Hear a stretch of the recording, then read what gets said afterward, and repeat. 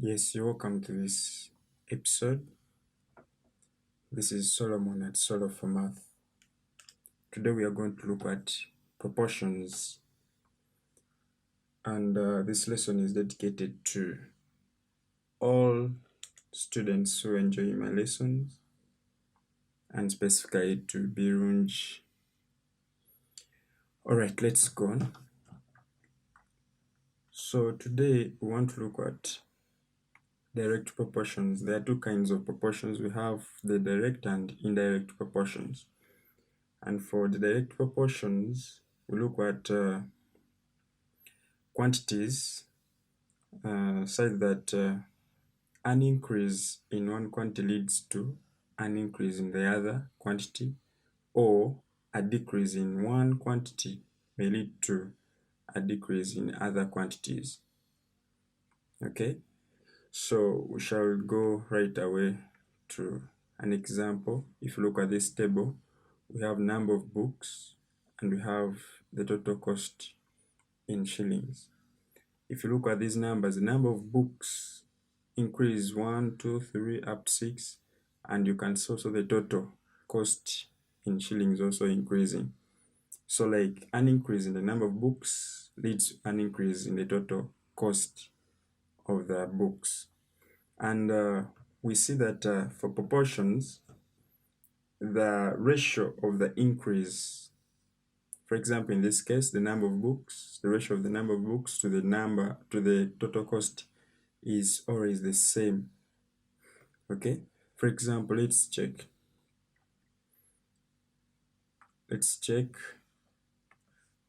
We have, for example, when the number of books was 1 and then the total cost was 200. That is the ratio of the number of books to cost in the first case. When you look at this second one, we have 2 to 400, and if we reduce, we end up with 1 over 200, which is, in terms of ratios, 1 to 200. Let's check the last one, which is 6 over 1200. When we reduce it, we shall remain with 1 over 200, which is still as a ratio 1 to 200. So for proportions, the ratio of the quantities are the same, okay, throughout. As the quantities increase, the ratio remains the same. So like they are in the same ratio throughout the increase or the increase. All right, so but what is specific we note here is about direct proportion being like an increase in one quantity. For example, this quantity of books, the number of books, leads to an increase in the total cost. Or it may be that a decrease, like if we started at 6, we go on reducing to 1, you see even also the prices or the total cost goes on reducing. So what we need to note here is if I had quantities P and Q and they are in a direct proportion, we are saying that the ratio of these quantities is a constant, is the same. Like we've seen here, 1 over 200 is equal to 1 over, is equal to 2 over 400 is equal to 6 over 1200. So meaning the ratio in these quantities is constant, is the same value. So even here, if P and Q are in a direct proportion, then we say that the ratio, we can say that the ratio of P to Q is a constant. All right, maybe before I continue, if we were to say that P and Q are in direct proportion, then we write it as P, and we use this sign to represent the the proportional sign. It is a proportional sign, is direct proportional to Q. This is how we write it. So if P is directly proportional to Q, then we are saying that the ratio of P to Q is constant. Okay, and if it is constant, it means I can write my P over Q equal to K. So it means I can have, if I simplify this, it can be the same as P equals to K Q.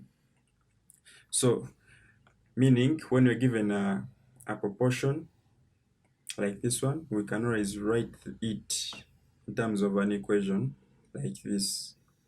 We shall later on interpret it like, if you want to take away the proportional sign, then you introduce the constant of proportion, which is k. So k in this case represents the constant of proportion.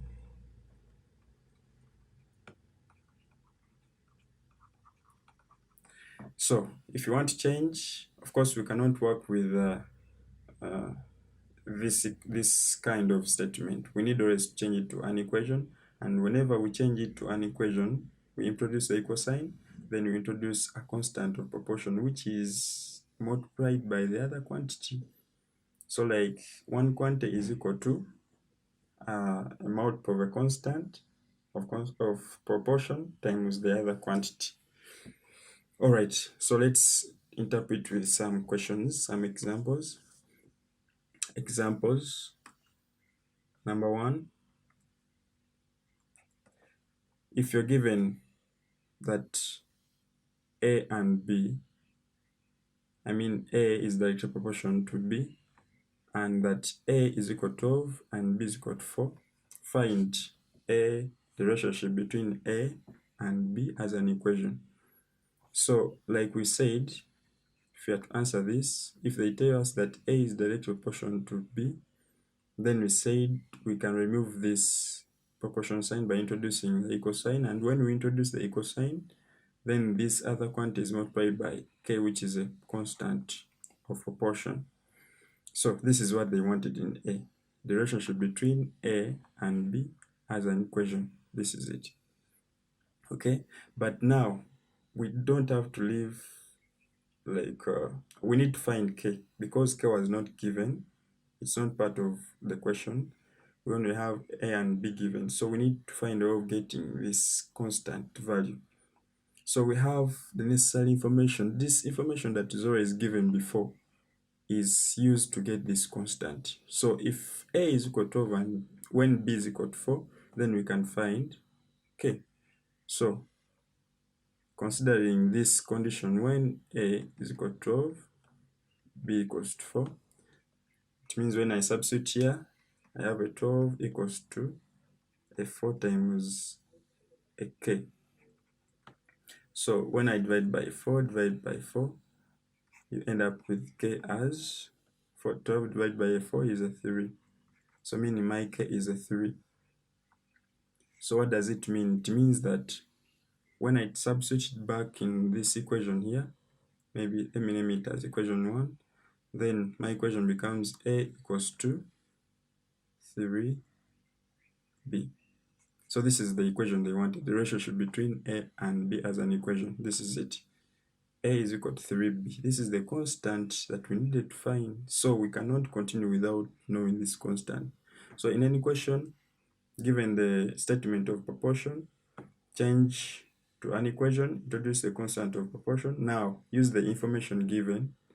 As long as these two quantities, if you have a point where these two quantities are defined, like here we have A as 12, when B is 4, substitute and use that to get K, then substitute the K back. So we are going to work with this equation in the next parts.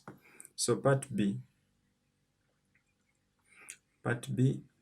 they want us to find A when B is equal to 9. So we refer to equation 2, like from equation 2, we know that A is equal to 3b.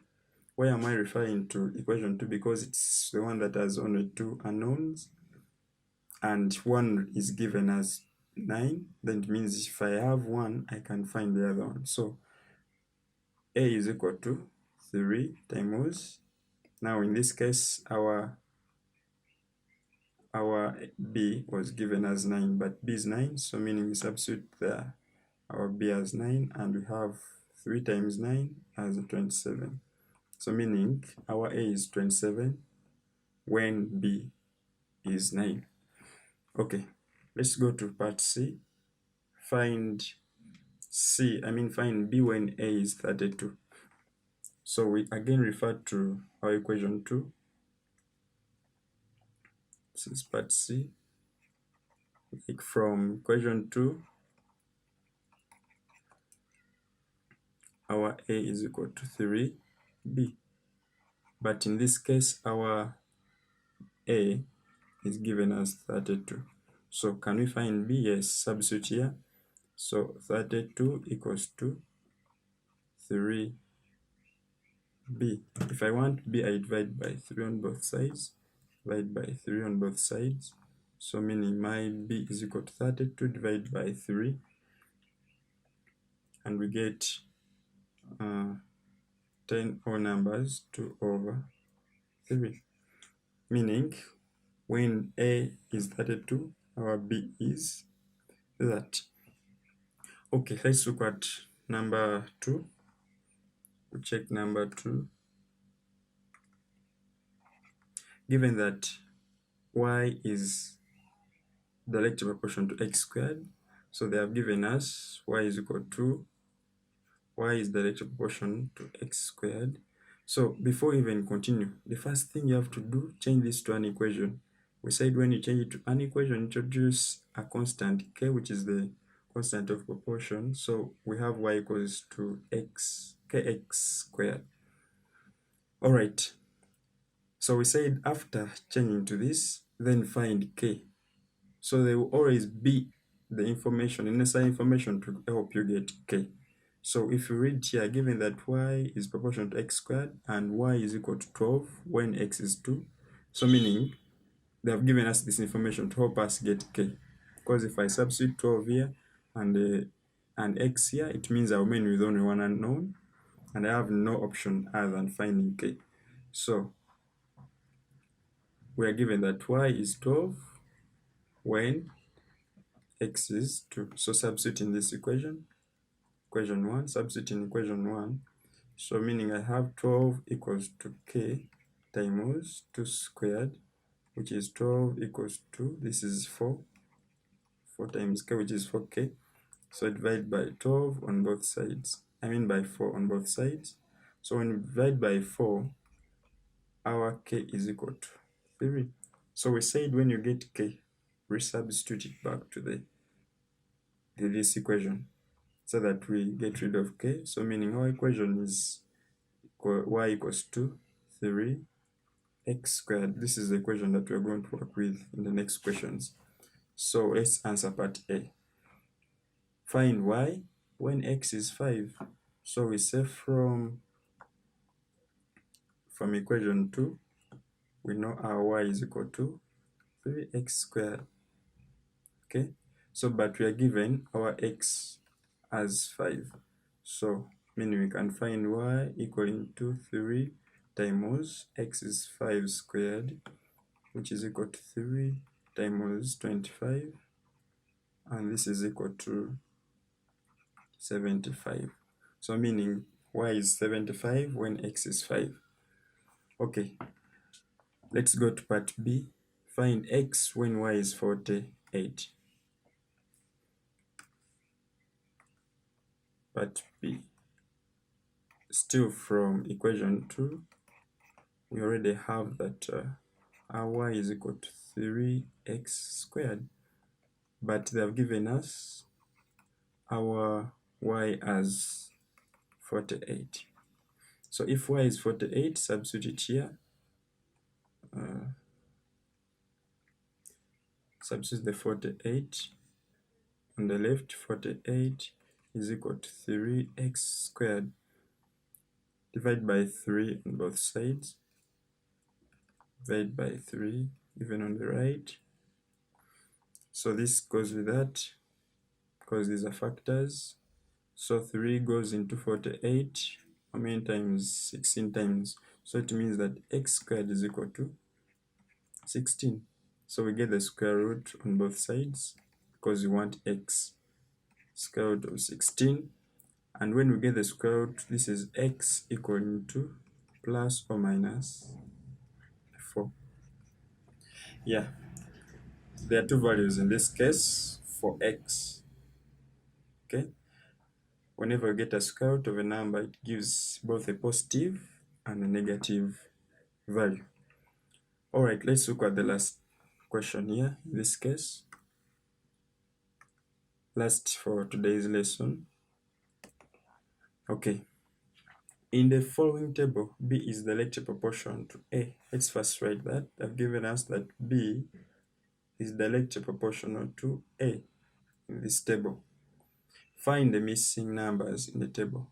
So the first thing we do, we change this to an equation. We said we introduce a constant of proportion, which is K.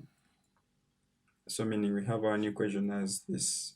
Our equation as B equals to K, A. So we said after changing to an equation, find the value of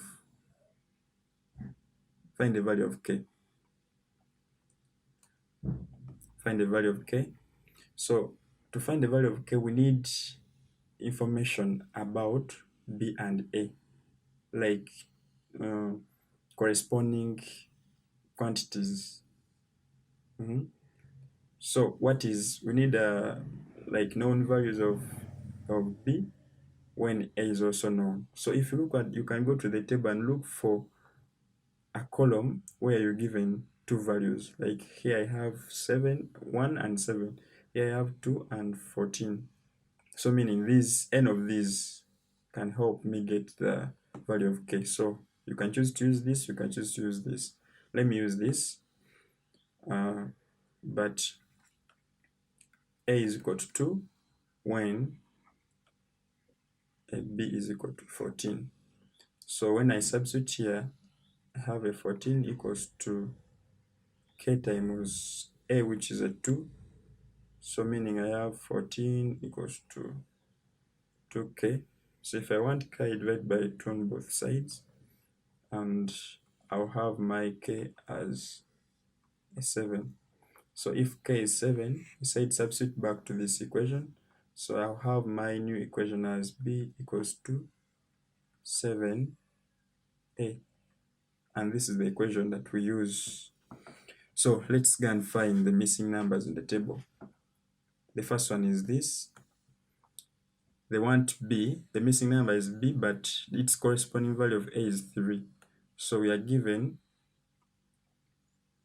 we want to find B when A is 3.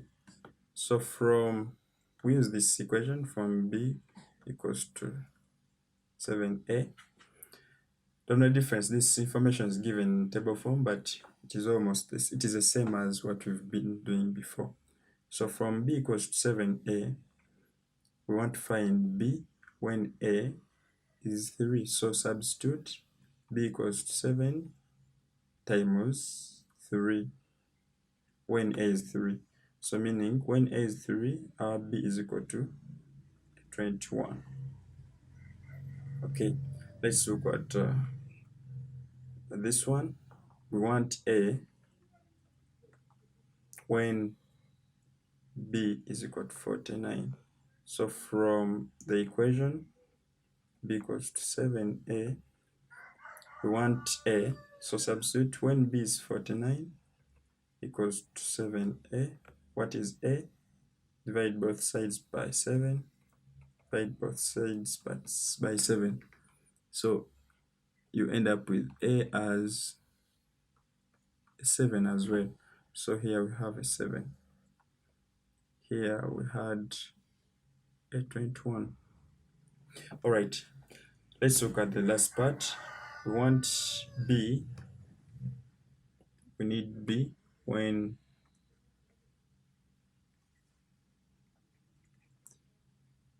we want B when A is 10. So from our equation that we already know, that B is equal to 7A.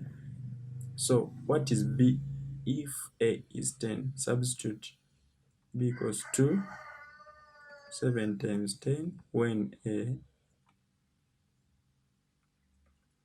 equals to 10. We've just substituted for A as 10.